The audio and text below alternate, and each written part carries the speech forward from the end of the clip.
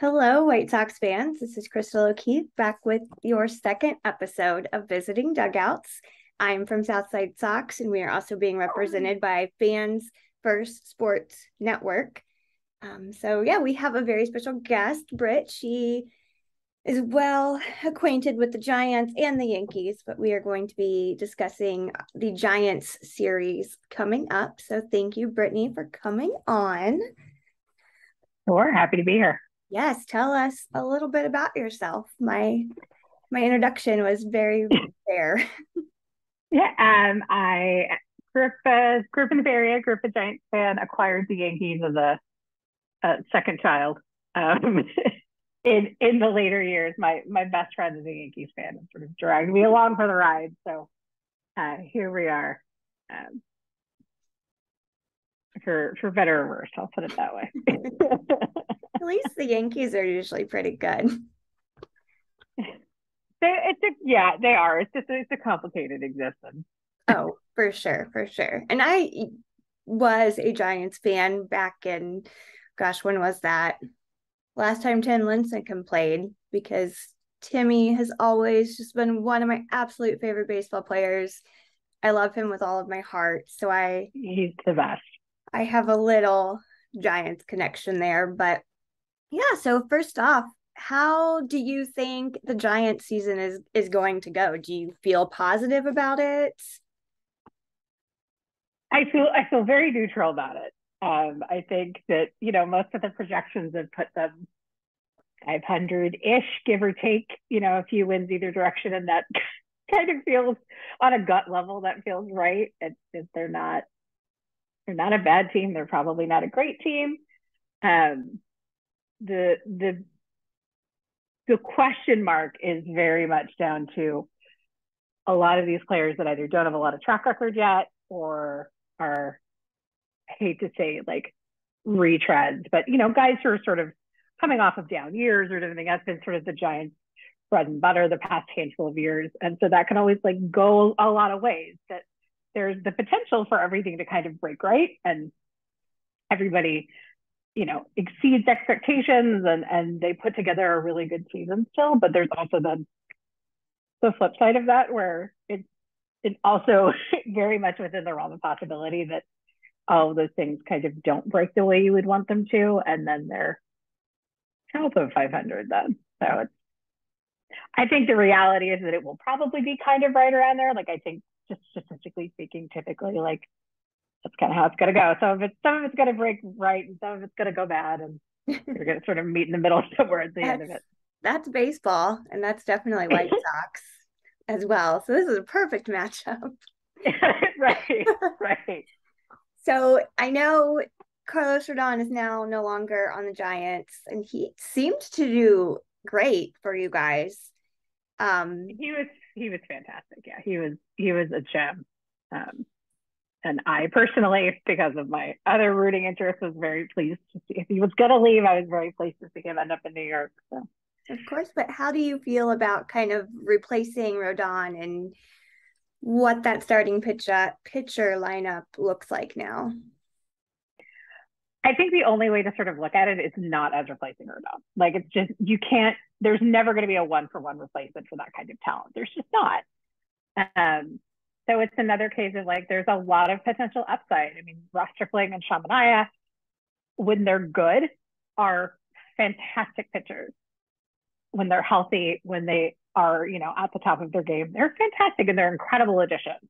And Shamanaya, I think, just on a vibes level alone, is a great addition. He's been so much fun just to watch, during spring training and in interviews and stuff. But that's another place where it's it could, the ceiling and the floor are very far apart potentially. And I think it really kind of is all going to come back down to Logan Webb, really, for better or worse. I kind of hate to put it on him entirely because he's only one guy, but I mean, that's the nature of it. He's the ace, and he does seem he does seem to have embraced that. I don't think he shies away from that responsibility, but that's what he is. And that if he does what he's capable of doing, that everybody else has a little bit of the pressure taken off them. And then it gives guys who are coming off of injury, like Anthony DeSclafani or like Stripling and Mania, who are kind of trying to get their feet back under themselves the way they would like to. It gives them some breathing room to hopefully be able to do that then. Yeah, of course. I know you'll face off tomorrow. Well, whatever day this is today. Let's say today, Monday. You guys will face off against Michael Kopech, who is another pitcher that I think has that star power, that potential to be an incredibly talented pitcher. But he always seems to have kind of these first inning jitters, and he struggles with staying healthy. And you guys are, the probable pitcher I saw was Anthony DeSclafani or Fanny. So he obviously was not great last year. I was looking it up, and he had a really high ERA, not a ton of strikeouts, and he's coming off an injury. Do you feel like he might have kind of a bounce back season? I know we're kind of hoping and feeling that way with Michael Kopech because he was in a really similar situation last year. Yeah, I think it's again very much down to, can he stay healthy? I think that his results last year were a reflection of the fact that he tried to play through an injury. There was some nagging stuff going on. I don't know how much of last season he was ever really, I don't want to say 100% healthy because I don't know that anybody ever really is, but as close to it as you can sort of hope for. I think that realistically, a lot of last year he was really injured. So I optimistically would say that I think his 2021 results are probably representative of the talent there, and so that if he can keep both limbs attached and keep himself on the field and together, that is the pitcher that he is. And he had a fantastic spring. So I think if he can, if his ankle that bothered him so much last year is feeling good and is in a good place, that he can be a really, really important part of that rotation. It's really just a question of how do you manage that, because he has had a pretty significant injury history over the past handful of years. So it becomes, especially as you get a little older, which, oh my God, I hate saying that about guys who are like 30, but I was going to say he's like 30 something. Right. I hate to say that, as guys get further into their careers and they're not going to get carded when they try to buy beer, it becomes more difficult to think about managing those injuries and sort of how do you prevent that, and how do you manage any stuff that maybe sort of just lingering kind of chronic stuff that you're going to have to manage for the rest of however long. So I think that really becomes the challenge, of how do you stay ahead of all of that. Yeah, Kopech, he didn't look as great in spring training, but we also found out that he was dealing with like a respiratory infection at some point. Oh. And I think the pitch clock is stressing him out, because he admits to kind of being an anxious person. He's been really great about mental health awareness, and so I think as long as that doesn't get in his head and kind of define how he is as a pitcher, he'll be fine. But again, it's staying healthy for him. I don't think he has played a full healthy season since 2018, and that was right before some surgeries. So it's a little scary. But the next day you do face the White Sox ace right now, Dylan Cease, and he completely shut down the Astros on opening day, like just manhandled which them. is great. I was watching pieces of that while watching it today. What a gem. Oh, he is just so good. And he didn't look great in spring training, but it seems like on the years that he looks great in spring training, he just has a down year, and then this year looked awful, has proved himself that he was the ace last year. I mean, he was second in Cy Young finalists, so yeah, he's good. He was fantastic. And it's funny because Rich Aurelia always used to say that he never wanted to have a good spring training. Like, he didn't want to be hot at the end of spring training, because he was like, then he felt like it meant that he knew it was going to like turn the other direction once the season started, because that's just the nature of it, right? It's always sort of up and down. So it just that definitely makes me think of that like you don't want to waste all your good pitches and all your good at bats in the spring when they don't count yet. That's completely fair. So what do you think is kind of the key for the Giants to take this series, even if it's a split series? I think it's always, and this is sort of just probably true broadly for a lot of teams, but I think for the Giants as constructed right now, particularly, they cannot give away outs. They cannot give away at bat. There is no Aaron Judge in that lineup, sadly. Mm-hmm. So there's not the same kind of cushion if you don't take advantage of something, or maybe you give away give the opposing team an extra out and see how that goes.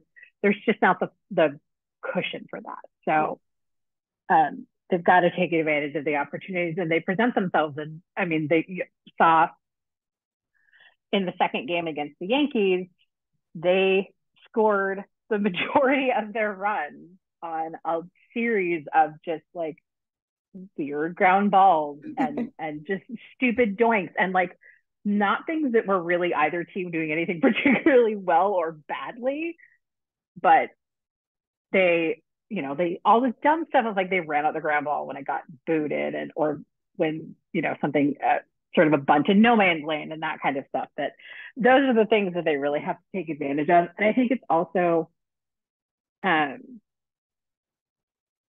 if I say this optimistically, if Bryce Young is in the lineup more over the course of that series, I think that is also a huge X factor for them that they have not had.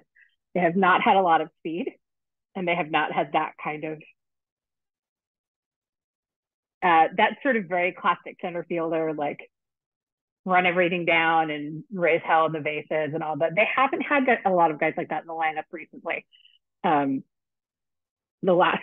Ironically, the last time they did consistently really was probably Steven Duggar in 2021, who just racked the Dodgers in September that year in these like critical moments. So, and then they made a big deal at the middle of last year of, oh, well, we've got it. We had to make these moves at the deadline to get younger and get more athletic. And it was like, okay, well, so this is part of that, is putting some more variety in the lineup that way. So I think that if he has the opportunity to get on and can take advantage of that, that's also the kind of player who can really be a game changer. And he does also have the advantage of not having a lot of a book on him. People, pitchers haven't seen him before.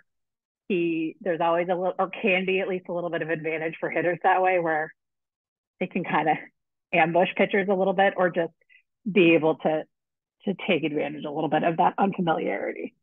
Yeah, we've been seeing that a little bit with Oscar Colas, because a lot of pitchers have not seen him yet. But the other thing is we've got a ready-to-play Tim Anderson, who has just been a hitting machine in this, Astros series. And we have our odd year, Yoan Moncada, who has also been incredible. Those are our two biggest hitters. And Eloy so far has been healthy. He's not running into any nettings. So he can also be a potential threat to any team. But I know, you just mentioned your outfield and everything, but do you feel like you've got like a big threat on the Astros for any team? Or not on the Astros. My brain is still behind. For the Giants, do you feel like you have a big threat on the Giants right now? I feel like Brandon Crawford is showing signs this, the first handful of games and over the spring of being the Brandon Crawford that we remember from years like 2021 and back, a few years before that, when he had really incredible seasons and had been an all-star and all of that. And he's looking like he could be that guy again, which, sentimentally obviously is huge. And psychologically, I think is huge for the team potentially too, because he is by far the most tenured guy in the room right now. And is sort of the last connection to like the 2010 golden years. So I think there's a lot of sort of emotional value there too. I'm also really interested to see how Mike Yastrzemski looks as we get deeper into the season, as we get into that series with the White Sox, because he has hit some balls hard that fell in gloves and just has had some good at bats, and looks like it's coming together. So he's another guy that when he's on, he can be a real pain for an opposing team because he can't hit for some power. He can run. He's a good defender, so he can really cause problems when he's right. Right. Yeah. So another thing is just kind of, and this isn't Giant specific, just your kind of general thoughts on this season. Like, what teams do you see going super far, doing super great? Obviously, if healthy, because Aaron Judge could injure himself tomorrow and be out for half the season. So, not wishing that upon you or anything, but just kind of what teams do you really feel like have a good chance to have a winning season? Yeah, I think the usual suspects are the Dodgers and the Astros and the Yankees are what they are. I don't think they're really shocking anybody. They're there. They're going to be good in probably relatively predictable ways. I am very curious to see how the Orioles do. I think they're in such an interesting spot right now, and they absolutely should have done more during the off season, but didn't. And now they've sent down, some of their top prospects to start the season that people were really thinking or expecting were going to break camp with the team. So how that goes, I'm very curious to see, because there's so much talent on that roster, even as it is. Yeah. And the nice thing, in a weird way, about the fact that they do have the prospects, like some of the sort of guys that they have knocking on the door that maybe in another organization have been on the roster already to start the season, is that when those things like you mentioned happen, when people struggle, somebody gets hurt, something like that, you've got that in the that kind of talent in the corner to pull in, as opposed to a situation where it's your star player that goes down and now you're, oh gosh, now we've got to try and fill in for this. So in a weird way, the Orioles, I think, could be better set up than a lot of teams, because their plan B in a lot of instances it's potentially just an upgrade, in fact. So it's I don't know that it's how I would have designed the roster to start the season, but I think it does put them in a good position. And I think you can't underestimate the power of a group of guys like that, who clearly all seem to really be close and seem to have a really good sort of connection, and all are really pulling for each other and have been playing with each other for a long time, a lot of them. We've seen that in other organizations, and it's just always fun to watch. Yeah, and Rutschman has been so good. Ridiculous. Oh my gosh, I was watching some of the O's on opening day, and I was like, whoa, this is gonna be like the dude this year. He's gonna just kick ass, take names, all of that. He's so much fun to watch, and I'm so excited to see what a full season of him looks like. Yeah, I think my sleeper agents are probably the Mariners and the Blue Jays. I feel like they have built such good rosters of really talented people. So I think the Jays might give the Yankees a bit of a run for their money this season. And I have a feeling that the Mariners are going to go far. They've built up that talent. They had a pretty good off season, so they're kind of my sleepers. Yeah, they'll be good. Well, I don't have too many questions. That was a very nice little overview of what we can do. So where can we find you? What else do you do aside from work with me with Willets Pen? Yeah, you can always find me talking about some sort of nonsense on Willets Pen. I spend too much time on Twitter still, even in its dying gasp. So I'm a Brit outside there. You can find me, but every time I say I'm going to spend less time on Twitter, I just spend more time on Twitter. So I'm just accepting that that's what's going to happen until the whole thing finally implodes. I was about to say, until it's downfall, we're just going to get our right. I am the violinist on the Titanic at this point. So okay. I feel ya. All right. Well, thank you. Maybe we'll see you again with a upcoming Yankees series. I know that's For your sure. other team. So yeah, thank you again. Go follow her, a Brit Outside on Twitter. And we'll talk a little smack during this series in a group chat somewhere. Sounds good. All right. Thank you so much.